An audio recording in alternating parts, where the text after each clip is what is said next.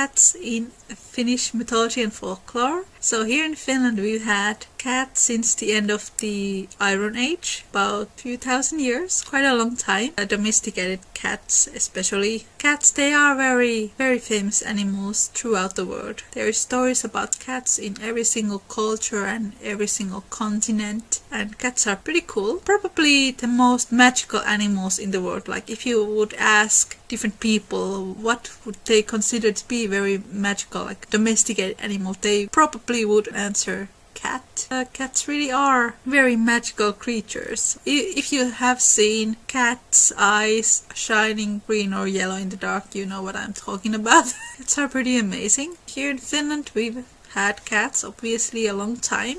People have quite dual relationship with cats, and a big part of that is the Christianization and demonizing the cats as witches' pets, and I think it has all to do with the fact that cats are quite feminine animals. People connect feminine qualities with cats quite often. Here in Finland, many people have a dual relationship with cats. Like some people absolutely adore cats. Some people don't really care about cats that much. When there was these witch hunts in Europe, for example in 15th century when they burned cats in Middle Europe, that never happened in Finland because Christianity just arrived. We never really had that kind of cat.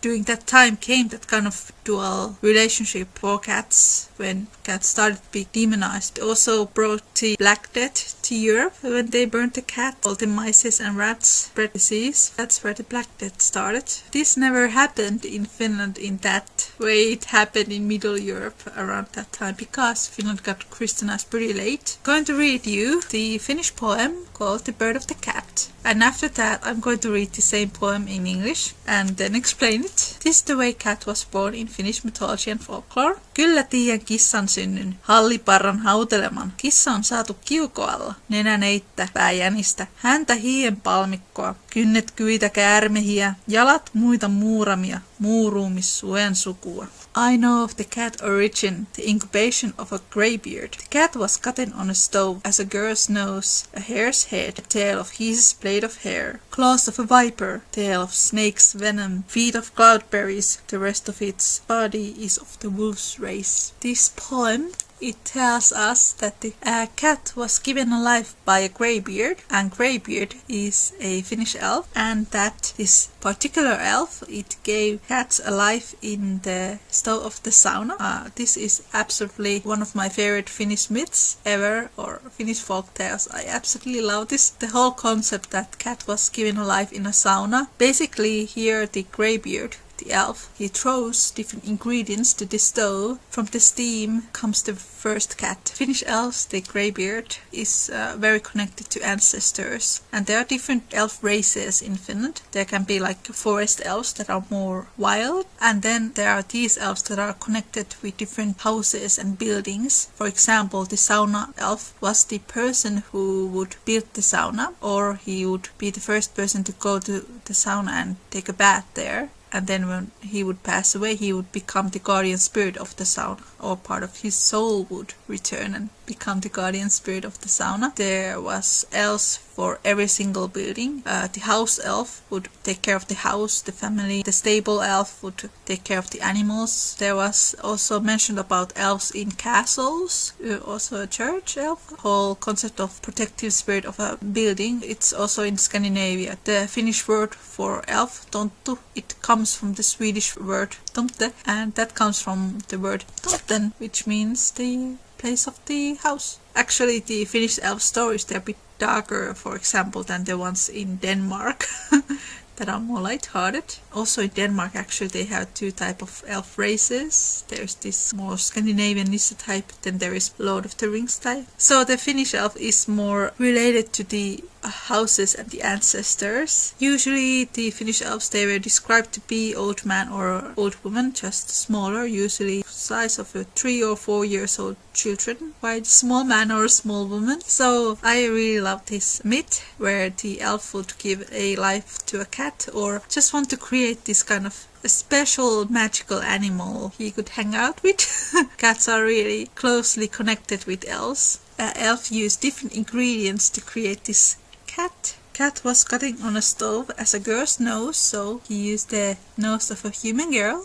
Hare's head, cat's head, comes from a rabbit. A tail of his is blade of hair. His has different meanings in Finland and in Estonia, overall in Baltic area. Hisi originally meant a sacred grove, or this kind of worshipping place where people would give sacrifices for gods or worship the spirits and nature spirits. When we go to more Scandinavian concept, Hisi are sometimes referred to be goblins or trolls, and in Finland sometimes also as giants. So it could be giant's hair, or if we go to this kind of idea of sacred grove, it could refer to the cat's nature, how cats are very wild still, even though they are domesticated. Claws of a viper, tail of snake's venom. Cat's nails would be snake's teeth, and cat's tail would be snake's body. Feet of cloudberries. If you haven't never seen a cloudberry, it is an orange berry that is very similar looking like raspberry. And if you look at cat's paw, it does look like a cloudberry. And the rest of its body is of the wolf's race. That could also refer to the cat's wild nature. Kiertää kuin kissa kuumaa puuroa.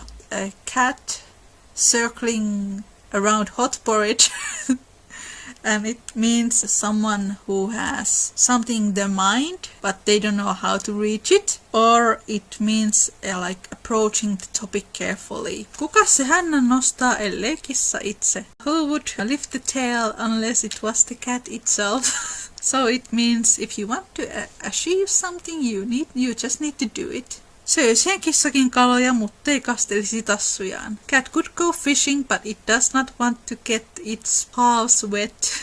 So this would mean that someone would want something, but they want it straight away. So this one is Finnish saying basically, talvella olisi paras rikkaan kissan. Talvella olisi paras rikkaan kissana. During the winter time, it would be the best to be a rich man's cat.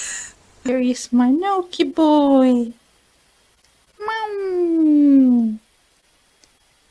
Noki, say hello to the camera. Boyo. Nee. Thank you for watching. If you're interested to learn more about Finnish mythology and folklore and ancient customs and beliefs, I have an 8-week online course called The Heart of Mielikki, which is a deep dive into the world of Finnish mythology and all the different deities and legends. You can find more information about it on my website, fairychamber.com, and I will also add the links to the description. Have a great day, make good choices, and I will see you next time. Bye!